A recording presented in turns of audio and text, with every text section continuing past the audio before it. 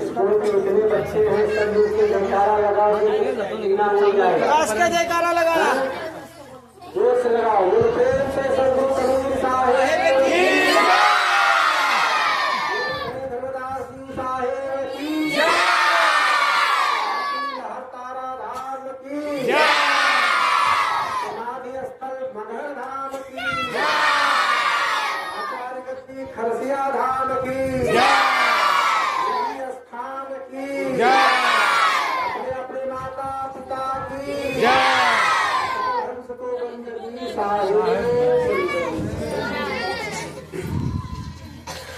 यदि अपारो रथ से चले ना स्थानो प्रभेदे करवासो वंद्य सताम्यो महनीय कीर्ति कंसे कबीरं सततं नमामि तं श्री कबीरं सततं नमामि। नमो नमो गुरुदेव को, नमो धीरपाल, नमो संत शरणागति सकल पाप हंता, बंदी छोड़ कृपाल प्रभु विघ्न विनाश विनाश, असरण शरण बंदौ चरण सब विधि मंगल धाम, मंगलमय मंगल करण मंगल रूप कबीर, ध्यान धरत नासत सकल कर्म जनित भौतीर, बंद छुड़ायो पथ विकट को निकट लखायो राम, ताके गुरु को कीजिए कोटि कोटि प्रणाम। सकल हंस को बंदगी साहेब। धर्मानुरागी सत्संग प्रेमियों, सदगुरु के प्यारे भक्तों, भक्तिमती माताओं एवं बहनों, बड़ी खुशी की बात है कि आज हरनाहा जमुई के इस पावन धरा पर श्री भक्त सुबोध यादव जी के प्रांगण में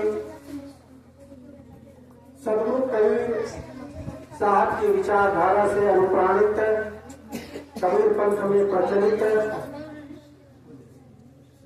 आनंद आरती, चौका आरती, गुरु पूजा उत्सव का आयोजन किया गया और आप तमाम संतगण, भक्तगण और हमारे BSS RBSS स्कूल के समस्त छात्रों, साधु बहनें और संतगण सभी को बहुत बहुत आशीर्वाद, खूब खूब आशीर्वाद, शुभ मंगल कामना। जो भी पूजा में सम्मिलित हुए हैं सबको सद्गुरु बुद्धि दे, बल दे, विद्या दे, धन दे और मुक्ति प्राप्ति करने का साधन दे, यही मेरी तरफ से शुभकामना है। अभी जो आप लोग भाग लिए हैं इसे हम कबीरपंथी की भाषा में कहते हैं आनंद आरती चौका। आनंद मतलब खुशी, आनंद मतलब खुशी। दुनिया में कौन ऐसा व्यक्ति है जो खुश होना नहीं चाहता? कोई ऐसा है जो प्रसन्न रहना ना चाहता हो, आनंदित होना नहीं चाहता हो? सभी चाहता है। इसलिए हमारे सदगुरु कबीर साहब ने गुरु धनी हरदास जी साहब को सदा आनंद रहने का एक उपाय बताया, क्योंकि सभी मत पंथ संप्रदाय में एक पूजन पद्धति है। अपने इष्ट की पूजा करते हैं। किसी भी मांगलिक अवसर पर घर में कोई मंगल का उत्सव हुआ, आनंद हुआ, जैसे पुत्र जन्म हुआ तो पुत्र वहाँ तिरपारा लेके जन्म की खुशी में कुछ तो घर का आयोजन करते हैं ना। जो जिस बचपन संप्रदाय के लोग हैं वो अपने अपने इष्ट के पूजन करते हैं, अपने सगे संबंधियों को बुलाते हैं, अपने दोस्तों को, अपने मित्रों को, अपने भाई बंधुओं को, सबको बुलाते हैं और अपने इष्ट की पूजा करके सबको खिला पिला करके आनंद के साथ विदा करते हैं। तो हमारे गुरु धर्मदास जी साहब कबीर साहब के प्रधान शिष्यों में से एक शिष्य थे। सदगुरु कबीर साहब के प्रधान 4 शिष्य हुए। इसको जानना चाहिए, कबीर पंथियों को जानना चाहिए। सुनो बेटा, ध्यान से सुनो, की बात करेंगे। सदगुरु कबीर साहब के 4 प्रधान शिष्य हुए, जागू साहेब, भागू साहब, सती गोपाल साहब और धर्म साहब। चारों शिष्यों में प्रधान शिष्य सदगुरु कबीर साहब के धनी धर्मदास जी साहब हुए। क्यों हुए? क्यों हुए? आपको 4 बेटा है। एक बेटा पढ़ के इंजीनियर बन गया, हाँ, और कलकत्ता में जाके बस गया। एक बेटा डॉक्टर बना, पटना में जाके बस गया। कभी कल हेलो हालत खाली रोड पर हो जाता है। एक बेटा है तो पड़ोस में ही कहीं दुकान खोल करके जमीन वगैरह में वो सुबह शाम आकर के आपसे भेंट मुलाकात कर लेता है। और एक बेटा है वो आपके पास में ही रहता है, वो ज्यादा पढ़ा लिखा नहीं है, खेती गृहस्थी करता है और आपकी सेवा में तल्लीन रहता है, माता पिता की सेवा में तल्लीन रहता है। तो आप बताओ कि चारों बेटों में आपके लिए किस बेटे की प्रधानता है? जो माता पिता की सेवा करता है। हाँ, जो माता पिता के साथ रह करके उनकी सेवा करता है, उनकी बात को मानता है।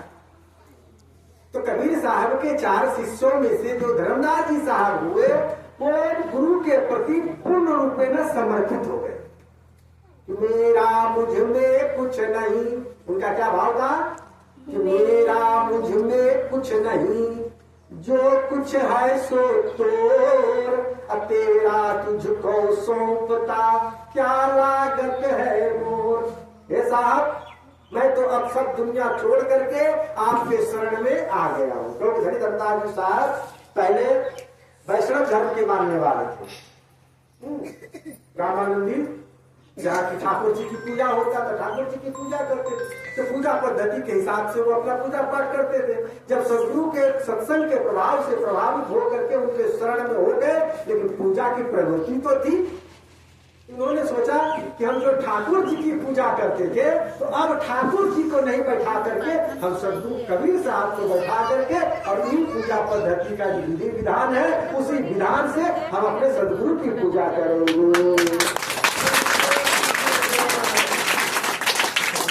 तो ठाकुर जी के स्थान पर उन्होंने सदगुरु कबीर साहब को बैठाए गद्दी पर और पूजा का जो उनका नियम था, विधि विधान था, वो विधि विधान सब उसी तरह से किया। और क्या किया? नारियल पान सुपारी जो आप लोग चढ़ाते हो ना, नारियल पान सुपारी, उस पर कुछ पैसे द्रव्य, ये उसी का प्रतीकात्मक रूप है। गुरु धनी धर्मदास जी साहब ने नारियल पान सुपारी पर लेकर हाथ में और संकल्प किया, हे गुरुदेव, जो भी कुछ है मेरे पास, मेरा कुछ है नहीं, लेकिन यदि मेरा कुछ भाव है, हम सब आपके चरणों में आज दिल से समर्पित करते हैं। उस समय उनका 56 करोड़ की हस्ती थी। राजा को भी उतनी दौलत नहीं थी, वहां के श्रीवा नरेश को उतनी हस्ती नहीं थी। जब भी कर्जा लेना पड़ता था तो साहू धर्मदास, उस समय का नाम था जुड़ावन साहू, नाम जान तो जुड़ावन साहू बोले बनिया व्यापारी, तो जोड़ करके उन्होंने 56 करोड़ की हस्ती बनाई थी।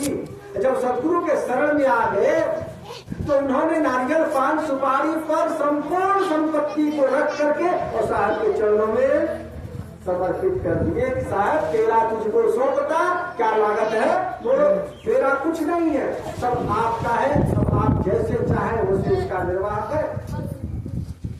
तो साहब ने कहा हम तो भाई साधु महात्मा ठहरे, त्यागी वैरागी ठहरे, हम ये दौलत कहाँ लेके जाएंगे? अब इसको तुम अपने हिसाब से परोपकार में, परमार्थ में इसको खर्चा करो। तो उन्होंने कबीर साहब की वाणी वचनों के प्रचार प्रसार हेतु सकल संपदा लगा, यहाँ तक कि अपने बाल बच्चे पूर्ण परिवार को कबीर साहब की वाणी वचनों के प्रचार प्रसार में लगा दिया। प्रभाव यह हुआ कि आज 7 समुद्र पार 42 देशों में साधु कबीर साहब गुरु धर्मदास जी साहब की वाणी गूंज रही है और ये आपकी चौका का विधान चल रहा है। ये धर्मदास जी साहब की देन है जो कबीर पंथ की स्थापना हुई, पंथ के रूप में कबीर पंथ, कबीर साहब के नाम पर जो पंथ चला, सब कबीर साहब ने उसमें सत पंथ चलाए। उन्होंने जो नाम दिया था अपने पंथ का सत पंथ चलाए, धर्म मिटाए, इष्ट दिलाए संसार। संध्या पाठ में जो पाठ करते हैं ना, सत पंथ चलावे, धर्म मिटावे, इष्ट दिलावे संसार। सत पंथ को चलाए, धर्म को मिटाए, जो लोगों में भ्रम लगा हुआ था, भ्रम भूत को मिटा करके सत्य रास्ता पर चलने के लिए, सत्य सनातन धर्म जो सत्य था उससे विचलित हो गया था। सनातन धर्मी लोग उससे विचलित हो गया था, पाखंडों में भूल गया था, ढोंग में भूल गया था, अंधविश्वास में भूल गया था, धर्म के नाम पर हिंसा करता था, बलि चढ़ाता था, यज्ञ के नाम पर जो हिंसा करता था। तो साहब ने उन सभी के धर्म को मिटाया, कहा कि उन सबकी बलि देने की काम नहीं है, पूजा करो, सात्विक पूजा करो, पूजा करना ही है, निश्चित रूप से पूजा करना है। बिना पूजा किए, बिना उपासना किए, या बिना ध्यान धारणा किए, या बिना नाम जाप किए इस जीव का कल्याण नहीं होगा, इसे शांति नहीं मिलेगी। इस जीव को, इस व्यक्ति को शांति चाहिए और शांति की स्थापना के लिए उपासना बहुत जरूरी है। और उपासना में कुछ न कुछ प्रारंभिक अवस्था में विधि विधान होता है, तत्पश्चात इसके सूक्ष्म रूप से नाम दान लेकर के उसके बाद नाम का सुमरण भजन करते हैं। सतपुरुष परमात्मा जो परम सत सनातन अनादि ब्रह्म सतपुरुष परमात्मा है, जो कलयुग में सतगुरु कबीर साहब के रूप में अवतरित हुए, परमात्मा का ही रूप है। कबीर साहब परमात्मा के रूप है, कलयुग में उनका नाम कबीर पड़ा। परमात्मा का नाम जो परम सत्य सनातन अनादि ब्रह्म है, जो सतपुरुष है, अन्य युगों में अन्य नाम से आए, लेकिन कलयुग में जो आए वो कबीर साहब के नाम पर आए। इसलिए कबीर साहब के नाम जो उन्होंने नाम दिया, जो सुमरण दिया, जो भजन दिया धर्मदास जी साहब को, उसी को इस चौका विधान के हिसाब से हम प्रचारित प्रसारित करते हैं। इसमें जितनी विधि बताई गई है ना, इसमें एक विज्ञान छिपा हुआ है, एक विज्ञान छिपा हुआ है। जैसे आप देखो नारियल, नारियल प्रतीक है आपके सिर का, 2 आंख है ना इसमें, है ना, एक नाक है ना, एक मुंह है ना, आपका सिर जैसा लगता है ना, ये आपके सिर का प्रतीक है। शीश काट भूंतर धरे तब पावे दीदार। तो सिर काट करके तो नहीं चढ़ाओगे, लेकिन प्रतीकात्मक रूप में, हे प्रभु, हे परमात्मा, हे गुरुदेव, मैं अपने सिर को आपके चरणों में समर्पित करता हूँ। ये सिर बड़ा अहंकारी है, किसी के चरणों में झुकता, खासकर संत महात्माओं गुरु के चरणों में तो झुकता ही नहीं है। आजकल तो माता पिता के चरणों में भी नहीं झुकता है। माता पिता प्रणाम करते हो? तब तो तुम संस्कारी स्कूल के बच्चे हो। तुम्हारे गुरुजन जो है संस्कारी हैं, जो संस्कार देते हैं। प्रातः जब स्कूल आने लगो या प्रातः काल उठ करके सबसे पहले माता पिता को प्रणाम करना चाहिए। प्रणाम कहाँ करोगे? गोड़ में करोगे, ठौना में करोगे? चरण छू करके, क्योंकि आजकल तो ये ठौने पर से नहीं, ऐसा नहीं, खड़े खड़े बंदगी बैठ के सलाम कहे कबीर ये दोनों हराम।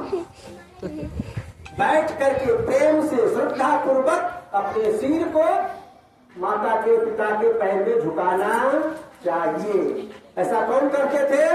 भगवान श्री राम। प्रातः काल उठी कै रघुनाथा, मातु पिता गुरु नावहु माथा। माता पिता और गुरु के चरणों में प्रातः काल उठ करके अपने सिर को झुकाना चाहिए। उससे लाभ क्या होगा? कुछ लाभ होगा तभी तो किया जाता है। लाभ क्या होता है? माता पिता गुरुजन आशीर्वाद देते हैं ना। युग जियो बेटा, खूब पढ़ो लिखो, खूब विद्वान बनो, अच्छे आदमी बनो, दुनिया में नाम करो, ये आशीर्वाद मिलता है। और आशीर्वाद से लाभ क्या होता है? अभिवादनशीलस्य नित्यं लोक सेविनः चत्वारि तस्य वर्धन्ते आयु विद्या यशो बलम्। हमारे शास्त्रकार कहते हैं, सनातन धर्म का ग्रंथ कहता है कि अभिवादनशीलस्य, जो अभिवादनशील अर्थात प्रणाम करने वाला जो बच्चा है, जो लोग है, जो माता पिता गुरुजनों को प्रणाम करते हैं, उनकी सेवा करते हैं, उनको 4 चीज मिलता है। क्या क्या? आयु, विद्या, यश और बल। आयु मतलब उम्र, लंबी आयु कहते हैं ना कि हम लोग आयु तेरा लगी जाओ, मेरी आयु भी तुमको लग जाए, खूब उम्रदार बनो, दीर्घायु भव, शतम भव, 100 बरस तक जियो। तो आयु मिलता है। और विद्या, माता पिता पढ़ने लिखने की व्यवस्था भी कौन कर रहा है तुम लोगों का? माता पिता। तुम कमा के लाते हो पैसा ट्यूशन फीस भरने के लिए? नहीं ना। कौन देते हैं? माता पिता। तो माता पिता ने पढ़ाई का खर्च दिया, तब तुम पढ़ लिख के तैयार हो गया। अब पढ़ लिख के जो लोग तैयार हो गए, नौकरी और सर्विस कर लिए, और माता पिता तो भूल गए। तुम लोग ऐसा नहीं करना। माता पिता को कभी भुलाना नहीं चाहिए, क्योंकि माता पिता गुरु से बढ़ के संसार में दूसरा कोई नहीं है। माता पिता ने इतना सुंदर शरीर दिया है, और गुरु ने पढ़ा लिखा करके बड़ा किया, योग्य किया, विद्वान बनाया। इसलिए माता पिता गुरु से बढ़कर के संसार में कोई नहीं। इसी तो हमारे सनातन धर्म में मातृदेवो भव, पितृदेवो भव, आचार्य देवो भव। माता पिता और गुरु ये देवता है, इनकी पूजा करना चाहिए। त्वमेव माता पिता त्वमेव, त्वमेव बन्धुश्च सखा त्वमेव, त्वमेव विद्या द्रविणं त्वमेव, त्वमेव सर्वं मम देव।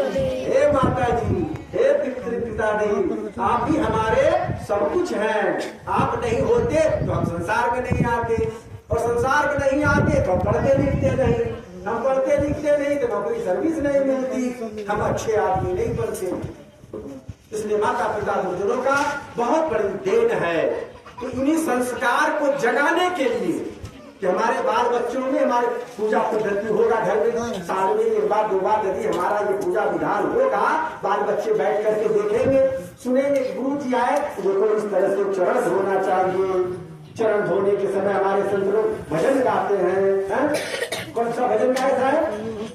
गुरु दरिया में नहाना हो जैसे दूर मती भागे। गुरु दरिया में नहाना, क्यों नहाना भाई गुरु दरिया में?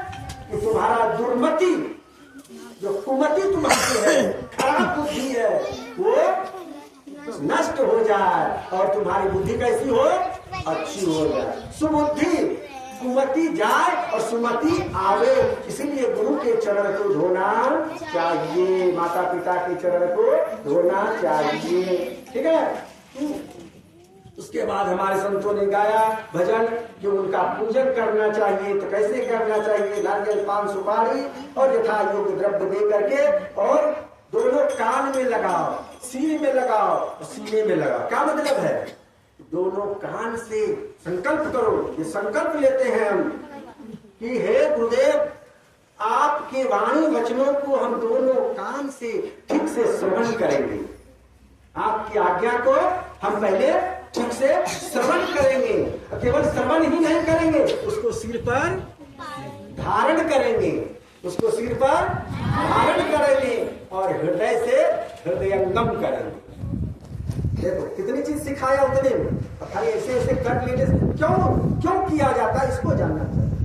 दोनों कान में लगाने का मतलब है ये गुरुदेव आप मैं अपना सिर जो आपके चरण में दे रहा हूँ इस संकल्प के साथ दे रहा हूँ कि दोनों कान से मैं आपके वाणी वचनों को सुनूंगा। इसी को हमारे सनातन धर्म का भद्रम करने भी सुनयाम, भद्रम करने भी सुनयाम। हे गुरुदेव आपके कल्याणप्रद वचन मैं दोनों कान से सुनूं, ऐसी हमें बुद्धि देना, ऐसी हमें शक्ति देना।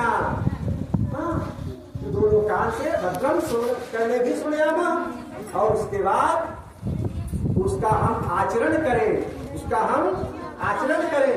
सिर पर धारण करने का मतलब कि सबसे ऊंचा माता पिता गुरु की आज्ञा, सबसे ऊंचा सबसे श्रेष्ठ माता पिता गुरु ने जो आज्ञा दिया है उसका हम अक्षरशः पालन करें। किसी की बहकावे में नहीं आओ।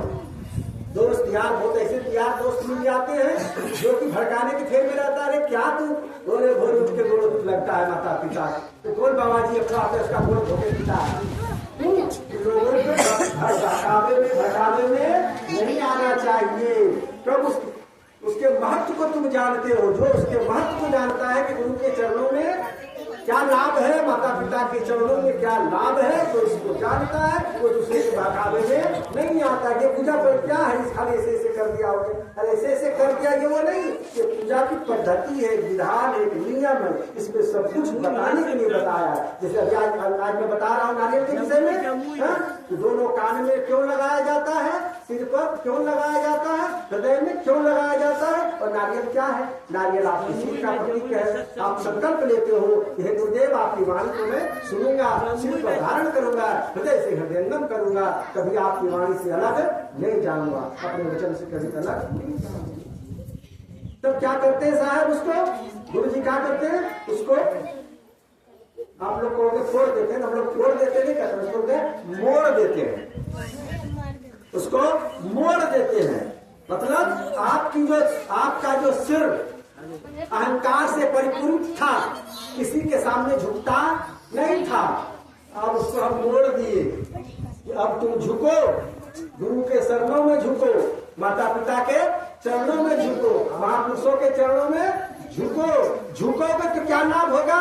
तो इसके तो जब मोड़ देते हैं तो क्या निकलता है? जल।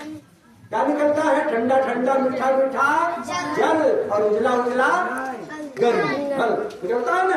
कैसा लगता है खाने में? मीठा। रोने लगते हो खाके? खुश होते हो ना?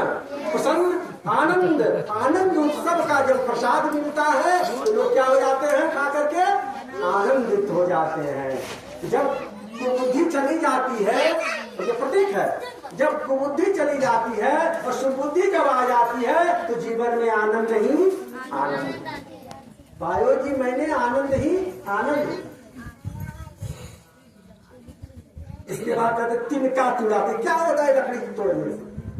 अरे गुरु इस पर मंत्र लेता है, इसके बाद तोड़ा जाता है, इसका विधान बताया जाता है कि तिनका तोड़ने का मतलब है कि तुम्हारा जो है संसार जगत से मोह ममता का भंग कर देना और परमात्मा से नाता को जोड़ देना, भक्ति से नाता को जोड़ना और संसार से नाता को तोड़ना। समझ जाओ, तिनका तोड़ाने का मतलब यह है कि संसार में जो तुम फंसे हो, मोह माया ममता के जाल में फंसे हो, यही बंधन का कारण है।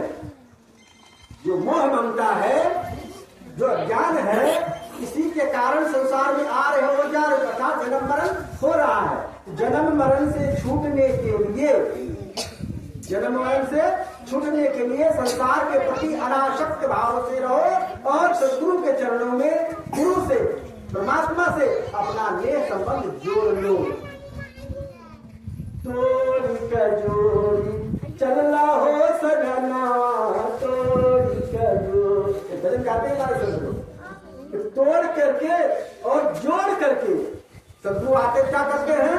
अपने ज्ञान के द्वारा अज्ञान को मिटा करके संसारिक नाता को तोड़ करके परमात्मा से नाता जोड़ देते हैं, चले जाते हैं। और आप लोग परमात्मा से जुड़ करके रोज शाम को सुबह उठते हो, सदगुरु कबीर साहब बोलते हो, और जो है मारो एक लपड़ फुल के मारो, बैठ करके मारो एक जोर से हो।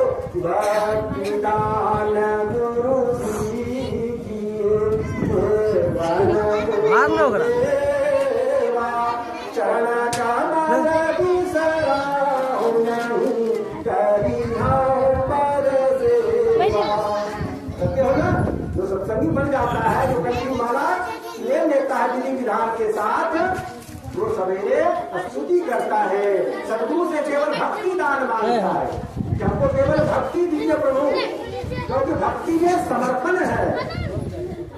और समर्पण होने गुरु के चरणों में, माता पिता के चरणों में, परमात्मा के चरणों में समर्पण होने पर ही कुछ प्राप्त होता है। 3:41 तो भक्ति का लाइन सरल लाइन है, सहज लाइन है, सबके लिए ग्राह्य है, सब करने में समर्थ है। ज्ञान की रास्ता पर चलना थोड़ा दुर्लभ है। ज्ञान की रास्ता सूर्य की धार के समान, तलवार की धार पर चलने के समान ज्ञान की उस पर चलना है। लेकिन भक्ति मार्ग है वो समर्पण मार्ग है। बिल्ली देखा है तुम लोगों ने? बिल्ली, बंदर भी देखा है? देखो, बिल्ली जब अपने बच्चे को दांत से पकड़ती है तो उसमें दांत गड़ता है? नहीं।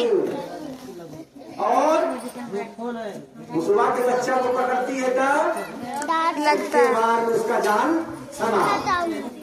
और अपने बच्चे को पकड़ करके एक घर से दो घर, दो घर से दूसरे घर, 7 घर में रहते है, फिर वो घुमाती है।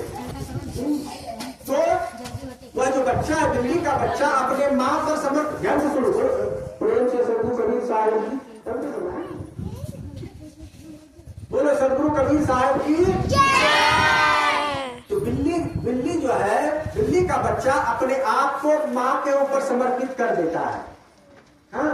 और माँ जो है उसको दांत से पकड़ करके 7 घर में रोज घुमाती है, लेकिन दांत का खरोच नहीं आता, क्योंकि उसके दांत में पावर है। चूहे का बच्चा को जब पकड़ता है तो एक के बाद वो तमाम कर देता है, लेकिन अपने बच्चों को नहीं। और एक बंदर है, बंदर जो है, बंदरिया जो है, अपने बच्चे को कभी संभालती नहीं है, बच्चा स्वयं संभालता है। बच्चा स्वयं उसको पकड़े रहता है, एक डाल से दूसरे डाल पर कूदता है ना, तो उसका बच्चा पकड़े रहता है, माँ का कोई उसके ऊपर ये नहीं रहता है। तुम जानो, तुम्हारा काम जानो, छोड़ोगे तो गिरोगे। और डाल का चुका बंदर यदि एक बार डाल से चुक जाए तो उसको जो है जमात से हटा दिया, भगा देता। उसी तरह से ये है बंदर वाला मार्ग जो है, ये ज्ञान का मार्ग है। उसमें बहुत संभल कर चलना पड़ता है, वो कोई सहारा देने वाला नहीं होता। और भक्ति का मार्ग जो है ये समर्पण का मार्ग है। परमात्मा पर अपने आप को समर्पित कर देता है, चाहे गुरुबाना साहिब, चाहे बचाना, तोरे भरोसे बनी जौनी कराला हो, जौनी कराला। हे परमात्मा, हम अब आपके भरोसे हैं, आपको जो करना हो सो कीजिए। तो भक्ति के मार्ग में समर्पण का मार्ग है, इसमें सरल है और सहज है। तो सवेरे भक्तिदान आदि स्तुति का गायन करते हैं, सायंकाल सूर्या पाठ करते हैं, दिन महिमा का पाठ करते हैं, बीजक का पाठ करते हैं, रामायण का पाठ करते हैं, भागवत गीता का पाठ करते हैं। इन सब का पूजा पाठ जब करते हैं तब हमें मन में शांति मिलती है। यदि पूजा पाठ का विधि विधान आपके घर में न होवे तो यह संस्कार नहीं जगेगा, और यह संस्कार नहीं जगेगा तो शांति नहीं मिलेगी। खूब धन कमा लो अरबों खरबों में, लेकिन शांति मिलने वाला शांति तो मिलेगा अध्यात्म जगत में, धार्मिक जगत में, सदगुरु के शरण में आने से और पूजा पाठ करने में। इसलिए रोज सवेरे उठ करके एक बार कम से कम परमात्मा का नाम ले लो, और फिर जो है दिन भर अपना जो नैतिक क्रियाकर्म हो क्रियाकर्म करो, सायंकाल फिर बैठ जाओ, फिर स्तुति विनती प्रार्थना अपना जो है वो करो और साहब को समर्पित करो। और तो साहब मैं अपराधी जन्म का नक्सिक भराधिकार तुम दाता दुख भंजना मेरी करो उद्धार। हे प्रभु दिन भर मैंने कहाँ गलती किया नहीं किया पता नहीं, जो भी हुआ सब अपराध क्षमा करू हो सतगुरु करी अपराध। हे सतगुरु मैंने बहुत भूल की, बहुत गलती की, हमें क्षमा दान दे दो साहब। हम तो अपराधी है ही, बार बार अपराध करते ही रहते हैं, भूल हो ही जाती है संसार में, इसलिए मेरे अपराध को क्षमा करो। सायंकालीन अपराध का क्षमा मांगो। सवेरे वाले में कहो साहब ऐसी कोई गलती हमसे न हो पावे, हम समझ कर चले, ऐसी बुद्धि ऐसा ज्ञान हमें देना और शाम को क्षमा याचना करना। फिर जाकर के अपना भोजन आदि से निवृत्त होकर और शयन में जाओ। शयन में भी जाओ तो सुमिरन करते हुए सो जाओ। तो जिसका चिंतन करोगे सपने में वही आएगा। जिसका चिंतन करोगे, मोबाइल देखते देखते यदि सो जाओगे तो मोबाइल में जो चीज तुमने देखा है, कार्टून देखा है, नाच देखा है, सिनेमा देखा है, जो कुछ देखा है दिमाग में वही घूमेगा और सपना में वही आएगा। और साहब का नाम सुमरण करते हुए सतनाम सतनाम सतनाम करते हुए हरे राम सीताराम, जिनका जो प्रिय नाम हो कोई भी नाम जपो, उसमें कोई दिक्कत नहीं है। बस हाँ अपने गुरु के द्वारा उपदिष्ट जो मंत्र है उस मंत्र पर पूर्ण विश्वास करके उसका जपन करोगे तो उसका ज्यादा लाभ मिलेगा। सादा कागज में आपको रजिस्ट्री कर दे, लिख दे, जमीन लिख दे सादा कागज में, तो जमीन आपका होगा क्या? और वही बात है जो बात रजिस्ट्री कागज में लिखा जाता है, उसी बात को सादा कागज में लिखेगा तो जमीन आपका नहीं होगा, उस कागज की कोई वैल्यू नहीं। और वही कागज वही है, रजिस्ट्री वाला कागज है और रजिस्ट्रार का उसमें मोहर और दस्तखत वो गमला हो गया है, उसकी वैल्यू हो जाएगा। टप्पा बड़का लेके आना, बड़का टप्पा। उसी प्रकार से जो सतगुरु के मुखारविंद से जो नाम आपको मिलता है पूजन विधि के साथ, उस मंत्र का जब आप जपन करते हैं तो वह आपका लाभकारी होता है। इसलिए दीक्षा लेने की परंपरा है, कंठी माला धारण करने की परंपरा है, नाम लेने की परंपरा है और नाम लेकर के उसका सुमरन भजन करने की परंपरा है।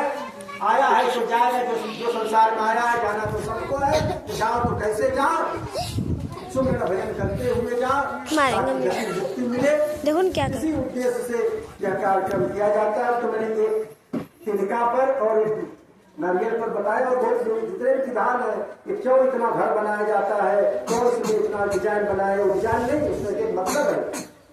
तो सब कभी मौका लगेगा, फिर कभी बताएंगे। समय ज्यादा हो गया है क्योंकि हम तो आए हैं सही माने में, हलसी में जो है कार्यक्रम चल रहा है।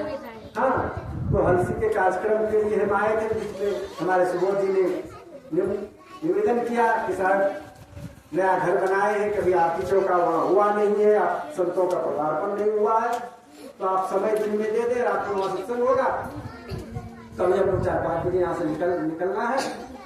तो अब ज्यादा वक्त न लेते हुए हम अपनी तरफ से आप सभी के लिए सदगुरु कबीर साहब से प्रार्थना करते हैं, हे परम सत सनातन अनादि ब्रह्म सतपुरुष परमात्मा सदगुरु कबीर साहब, इन सभी भक्तों पर दया दृष्टि बनाए रखना, सबका शरीर स्वास्थ्य अच्छा रहे, धन धान से परिपूर्ण रहे, और यदि कर्मवशात पूर्व जन्म कर्मकृत यदि कोई ऐसा भोग बाकी है, यदि वो आवे भी तो उसको सहने की शक्ति प्रदान करना, क्योंकि कर्म फल मुझका नहीं है।